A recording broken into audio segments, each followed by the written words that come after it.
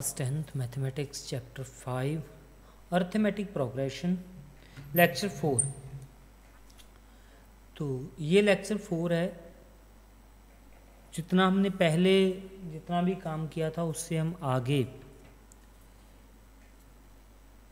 वही प्रोसेस वही सब कुछ चलेगा। आगे वाला क्वेश्चन करते हैं। क्वेश्चन नंबर 1 है हमारा, which term of an AP है 5, 13, 21 is 181। तो ऐसे बढ़ते बढ़ते 181 कौन सी टर्म आएगी? ठीक है जी। तो इसके लिए ए हमारे पास 5 है। ये बहुत इंपॉर्टेंट क्वेश्चंस हैं जितने भी ये चल रहे हैं। ठीक है, तो इनको आपने स्किप नहीं करना है। ऐसे क्वेश्चंस और भी आपके टेक्स्ट बुक पे मिल जाएंगे, वो सारे आपने सॉल्व करने हैं। डी हमारे पास आएगा 13 - 5 इज 8। ठीक है, तो टी एन का फॉर्मूला लगेगा a + n - 1 × d। ठीक है, इसको ही हम L बोलते हैं। टी एन मीन्स L होती है। लास्ट टर्म का भी यही फॉर्मूला होता है। मान लीजिए कि 181 एक लास्ट टर्म है, टी एन 181 है, तो ये 5 हो गया। n की वैल्यू हमने निकालनी है, यहाँ पे d की वैल्यू फिल कर दी। ठीक है जी।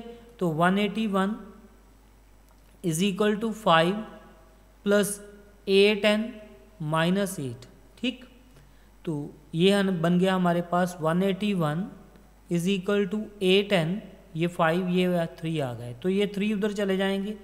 181 + 3 = 8n। ठीक है, तो ये बन जाएगा 184 = 8n। तो n की वैल्यू हमारे पास आएगी 184/8। ठीक, ये आपको कैंसिल करना है। ठीक है, इसकी कटिंग होगी। तो कटिंग होने के बाद ये जितना भी बन जाए, 8 2 = 16 पूरी होनी चाहिए। ये 2 = 16, 2 24, 8 3 = 24। तो n की वैल्यू आ गई 23। तो ये 23rd टर्म होगी जो 181 होगी। ठीक है, अब इसका सेकंड पार्ट करते हैं। सेकंड पार्ट है इसका, which term of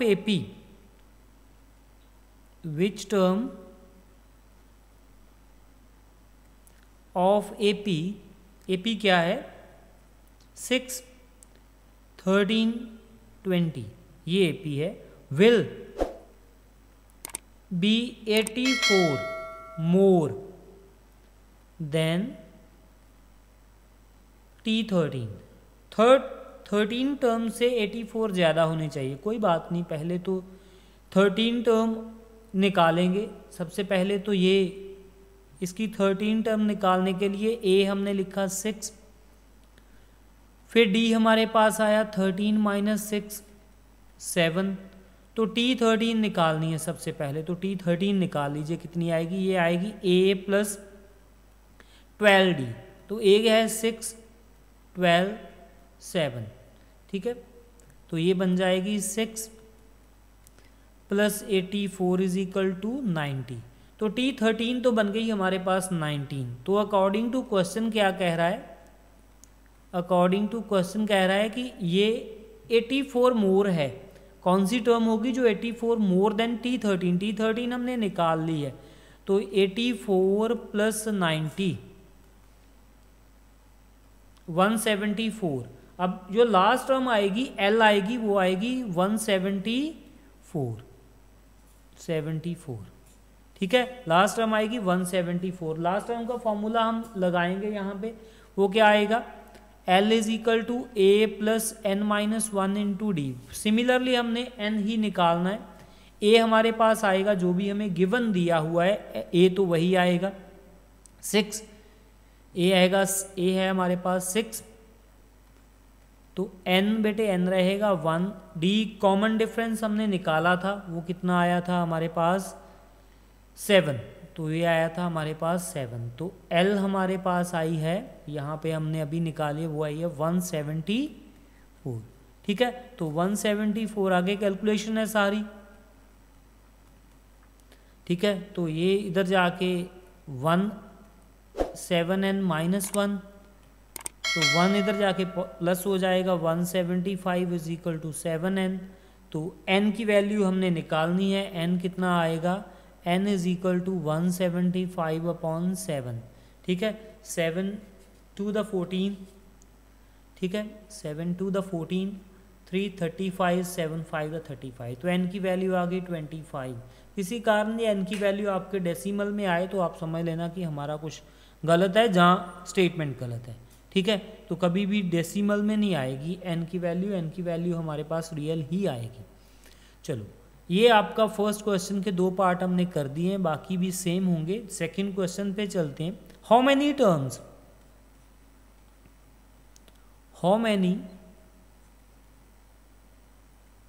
terms are in AP?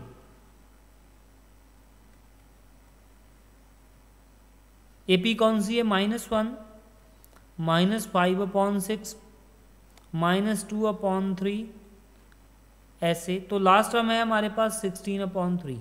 ठीक है जी, तो हाउ मेनी टर्म्स, कितनी टर्म्स हैं, n की वैल्यू निकालनी है, तो समझ आ गया। हाउ मेनी टर्म्स के लिए हमने n ही निकालना है, ये सोल्यूशन यहाँ से शुरू हो गया, n निकालना है। ठीक है, a is equal to -1 and d is equal to -5/6 और -1। ठीक है, ये माइनस ही करना था, ऑलरेडी माइनस लिखा था इसलिए प्लस हो गया। -5/6 + 1, 6 बेटे एलसीएम आ गया, -5 + 6, तो ये आ गया 1/6। ठीक है जी, 1/6 इसकी वैल्यू आ गई, तो d की। तो आगे हमने n निकालना है। लास्ट टर्म का फॉर्मूला लगेगा L is equal to a + n-1 into D. Formula same है, लास्ट टर्म हमें दी गई है 16/3, तो a हमारे पास है -1, n बेटे n रहेगा, 1 रहेगा, d हमने अभी निकाला है ये वाली value. 16/3 is equal to -1, 1/6n, 1/6। इन दोनों को हमने, ये दोनों माइनस के साइन है, दोनों ऐड हो जाएंगे, तो ये आएगा 1/6n, माइनस दोनों में कॉमन आएगा, 6 आ गया एलसीएम इन दोनों का। ऐसे मैं सेपरेटली आपके लिए सॉल्व कर देता हूँ। ये देखिए, ये 6 इसका एलसीएम आएगा, -6 - 1 दैट इज -7/6। ठीक है, तो माइनस ऑलरेडी लगा रखा है।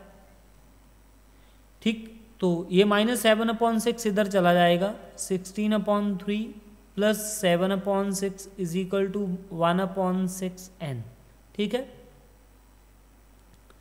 तो इसका एलसीएम आएगा 6, 3 2 द 6, 16 2 द 32, 7, 1/6n।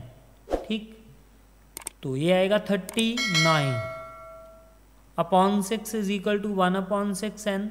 तो n की वैल्यू आएगी 39/6 × 6, 6 के साथ बेटे 6 कैंसिल हो जाएगा, तो n की वैल्यू आ जाएगी हमारे पास 39।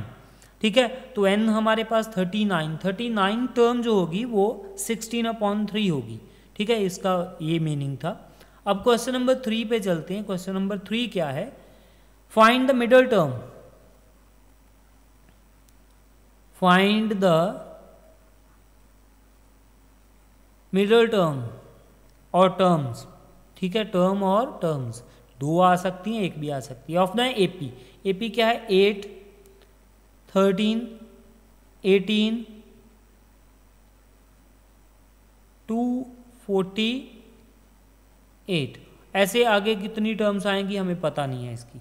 ठीक है, पहले तो ये है इसकी टर्म्स निकालनी पड़ेगी, टर्म्स है कितनी, फिर ही मिडल वाली निकालोगे ना, पहले टर्म्स निकालेंगे। a इज इक्वल टू 8 है, d is equal to 13 - 8 is equal to 5। ये तो चीज़ आपको मेरे ख्याल से पता चल गई होगी कैसे हो रही है। l की वैल्यू हमारे पास है 248, तो फार्मूला लगेगा a + n-1 into D. l का a है 8, n बेटे हमने निकालना है, d की वैल्यू हमारे पास 5 है, l हमारे पास 248 है। ठीक, तो अगर तो n की वैल्यू इवन आएगी तो 2 होंगी इसकी मिडल वैल्यूज़, अगर ऑड आ गई तो 1 ही होगी, तो वो भी निकालनी पड़ेगी। 248 is equal to 8 + 5n - 5, 248 is equal to 5n + 3, तो इधर जाके माइनस हो जाएगा 248 is equal to 5n minus 3 चलो इधर लिख देता हूँ, ठीक है, -3 होगा, तो ये बन जाएगा 5n इज इक्वल टू 245, तो n की वैल्यू आएगी 245/5, ठीक है, 5 4 20, 45, 9 5 45, ये 49 हो गई, 49 तो ऑड है, n is equal to 49 is odd 1, तो ऑड है तो ओनली 1 मिडल वैल्यू, तो एक ही मिडल वैल्यू होगी, कौन सी होगी, 49 + 1 / 2, ये मिड वैल्यू ये होती है 50/2 इज इक्वल टू 25th जो टर्म है वो मिड वैल्यू होगी, वो मिडल की टर्म होगी, ठीक है। अब 25th टर्म हमें निकालनी पड़ेगी, ऐसे तो 25th टर्म नहीं है, 25th टर्म निकालने के लिए फिर वही प्रोसीजर, ठीक है, T25, ये लेंथी होते हैं थोड़े से, तो ये नहीं है कि ये होंगे नहीं, ए की वैल्यू ईजी है, लेंथी है मगर ईजी बहुत है। ए की वैल्यू हमारे पास 8 है, डी 5 है, ए 8 है, ये 5 है, ठीक है, 8 हो गया, 5 4 20, 5 2 10 12, तो ये हो गया 128, ठीक है, तो 128 जो है वो उसकी वैल्यू है, और टर्म कौन सी है, फाइंड द मिडल टर्म हमारे पास है 25th, उसकी वैल्यू है 128, ये दोनों निकाल दी है, ठीक है, उसकी वैल्यू 128 है और टर्म है 25, टर्म 25th वैल्यू 128, ठीक है जी, ये हमने दोनों ही चीज़ें निकाल दी हैं। ऐसा एक क्वेश्चन और भी है, ठीक है, तो वो भी आपने करना है, आपके लिए दे देता हूँ, चलो सेकंड पार्ट है इसका, -15 -11 -7 69, ठीक है जी, तो ये है, इसकी n की वैल्यू आएगी, मैं सीधा बता रहा हूँ, आपके n की वैल्यू आएगी 22, तो 22 इवन वैल्यू है, n तक आपने खुद निकालना है, n तक आपने खुद निकालना है, इवन वैल्यू आएगी तो it has 2 mid values, 2 mid values आएंगी, कौन कौन सी आएंगी, एक 22/2, 11 एंड 12, ठीक है, एक 11th टर्म आएगी, एक 12th टर्म आएगी, दो इसकी मिड वैल्यूज आएंगी। पहले 11 निकाल लेते हैं, उसमें सिर्फ उसका कॉमन डिफरेंस ऐड कर देंगे जो भी आपने निकाला होगा। ए यहाँ पे हमारे पास गिवन दी हुई है -15 एंड डी हमारे पास है यहाँ पे 4, ठीक है, ये हमारे पास ये दोनों चीज़ें हमें दी हुई है जिससे आपने ये वैल्यू निकाली होंगी। तो 11 टर्म T11 हमने निकालनी है, T11 हमारे पास, मैं कुछ भी नहीं कर रहा हूँ इसमें, सीधा डायरेक्टली आपको बता रहा हूँ। 11th आएगी 25th, तो 12th क्या आएगी T12, तो इसमें 25th में हमने 4 ऐड करना है, ठीक है, तो ये बन जाएगी 29, इसको निकालने की जरूरत है, इसमें 4 ऐड करना है, ये आपने निकालना है। तो ये आपकी दोनों, ये मिडल टर्म्स हैं 2 और ये इनकी वैल्यूज़ हैं, ठीक है जी, 2 मिडल टर्म्स आएंगी, इवन है तो 2 मिडल टर्म्स आती हैं, ऑड है तो एक ही मिडल टर्म आती है। ये थर्ड क्वेश्चन था, अब लास्ट क्वेश्चन है हमारा, 4th क्वेश्चन, वो करेंगे तो ये लेक्चर फिनिश हो जाएगा। If the 18th term of an AP exceeds 8 term by 20, यहाँ पे समझ आ गया होगा कि 18 टर्म जो है AP की वो 8th टर्म से 20 ज़्यादा है, ठीक है, 18 टर्म जो है वो बड़ी है, 8 छोटी है, कितना उनमें डिफरेंस है 20 का। The common difference of an AP find करना है, कॉमन डिफरेंस,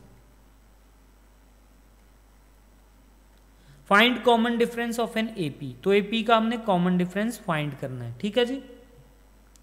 तो A है, लेट कर लीजिए सोल्यूशन में, T1 = A, first term A है and common difference is is equal to D. ठीक है जी, तो 18 टर्म निकालेंगे हम, T18 वो क्या आएगी A प्लस 17D, ये नंबर 1 हो गई। एंड T8 वो क्या आएगी A प्लस 7D, ये नंबर 2 हो गई। अकॉर्डिंग टू क्वेश्चन इन दोनों का डिफरेंस कितना है 20 का, इन दोनों का डिफरेंस कितना है 20 का। ठीक है, तो इन दोनों को सबट्रैक्ट कर देते हैं, A plus 17D minus A minus 7D is equal to 20।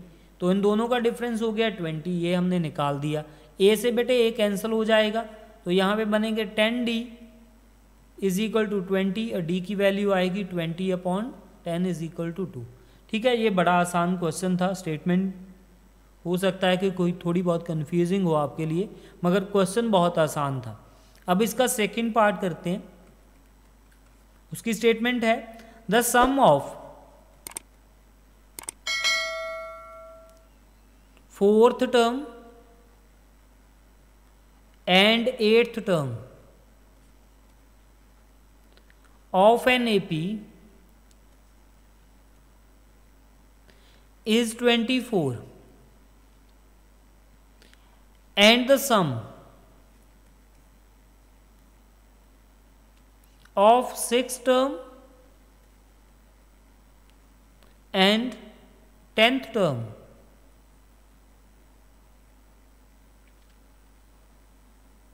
is 44. Find AP। ठीक है जी, तो AP हमने फाइंड करनी है। क्वेश्चन क्या है, the sum of the fourth term and eight term of an AP is 20। कोई बात नहीं, पहले तो ये लेट कर लीजिए। लेट सोल्यूशन से T1 is equal to A है एंड कॉमन डिफरेंस D है। ठीक है, दोनों चीजें हमने लेट कर ली। अब अकॉर्डिंग टू क्वेश्चन, जो भी क्वेश्चन हमें बता रहा है वैसे ही करना है। T4 क्या होगी A प्लस 3D, ये नंबर 1 इक्वेशन हो गई। अब साथ में इसके दिया हुआ है एट्थ टर्म, तो वो T8 होगी, A प्लस 7D नंबर 2 हो गई। अकॉर्डिंग टू क्वेश्चन क्या बोल रहा है हमें कि इन दोनों का सम क्या है। According to question T4 plus T8 is equal to the sum of fourth and eight term is 24। ठीक है, इन दोनों को ऐड करना है, A plus 3D A plus 7D is equal to 24। तो ये बन जाएगा 2A 10D is equal to 24, number 3 equation ये बन गई। ठीक है, आगे भी सिमिलरली ऐसे ही कंडीशंस है। आगे कंडीशन है T6, वो क्या होगी A प्लस 5D। दूसरी है T10, वो क्या होगी A प्लस 9D। ठीक है, ये नंबर 4 हो गई, ये नंबर 5 हो गई। तो इसको भी अकॉर्डिंग टू क्वेश्चन इसकी भी स्टेटमेंट है, इन दोनों का सम कितना है 44। ठीक है, अकॉर्डिंग टू क्वेश्चन तो ये क्या है T6 plus T10 is equal to 44। तो ये भी दोनों की वैल्यूज सिमिलरली हमने ऐड करनी है। ये बनेगी A plus 5D A plus 9D is equal to 44। ये बनेगा 2A 14D 44। ये नंबर बन जाएगी आपके पास इक्वेशन 6। ठीक है जी, इक्वेशन नंबर 6 फ्रॉम 3 एंड 6। ठीक है, 3 वाली इक्वेशन ऊपर थी जो हमने बनाई थी, 2A plus 10D is equal to 24। ये भी कौन सी थी, 2A प्लस 10D,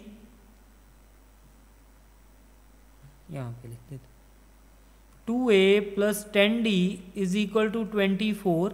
ये अभी जो बनाई है ये हमारे पास है 2A plus 14D is equal to 44। 2A plus 14D is equal to 44। 2A plus 14D is equal to 44। इन दोनों को सब्ट्रैक्ट कर देंगे, 2 कैंसिल हो गया ए वाली टर्म, ये बनेगा हमारे पास -4D, ये बनेगा माइनस का 20। तो D की वैल्यू आएगी माइनस के साथ माइनस कट जाएगा, 20/4 इज इक्वल टू 5। डी की वैल्यू हमारे पास 5 आ गई, इसकी वैल्यू हम सब्स्टिट्यूट कर देंगे किसी भी इक्वेशन में, ठीक है। इक्वेशन नंबर 1 2 जो भी हमें ठीक लगती है उसमें हम सब्स्टिट्यूट करेंगे, तो ए की वैल्यू हम निकाल देंगे। पुट इन नंबर 3, सब्स्टिट्यूट कर देंगे इसको नंबर 3 में, सब्स्टिट्यूट पुट इन नंबर, तो ए क्या है 2a प्लस डी की वैल्यू क्या थी 10d,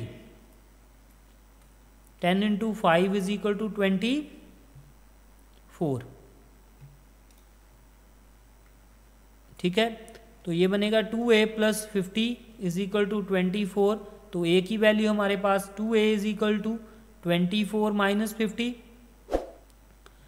तो 2a is equal to 6, 26 minus a की वैल्यू आएगी माइनस के 13, तो ए की वैल्यू भी बेटे आ गई और डी की वैल्यू भी आ गई। अब हम एपी बनाएंगे, एपी इज पहले माइनस 13 आएगा, तो डी कितना है, डी इज इक्वल टू, अभी डी निकाला था हमने, डी इज इक्वल टू 5, तो डी की वैल्यू है 5, ठीक है। तो इसमें 5 5 ऐड करते जाएंगे, 13 माइनस 13 प्लस 5, तो ऑब्वियसली ये सब्ट्रैक्ट होंगे, तो माइनस का साइन आएगा 8, माइनस आएगा 3, ठीक है। इसमें ऐड करेंगे तो आएगा पॉजिटिव का 2, 7, ऐसे जो टर्म हमारे पास बनती जाएंगी, तो ये हमारे पास एक एपी सीरीज बन जाएगी। तो ये लास्ट क्वेश्चन था इस लेक्चर का। नेक्स्ट लेक्चर 5th में हम और क्वेश्चंस करेंगे, सिमिलरली ऐसी टाइप के ही होंगे, बिकॉज और दो ही तो टाइप्स हैं इसमें, SN वाली तो TN वाली, TN वाली अभी चल रही है, SN वाली जब आएगी फिर हम देखेंगे। टोटल लेक्चर इसके 13 है, तो 4 लेक्चर हमारे हो चुके हैं, बाकी वाले फिर करेंगे। ओके बेटे, गुड लक, टेक केयर।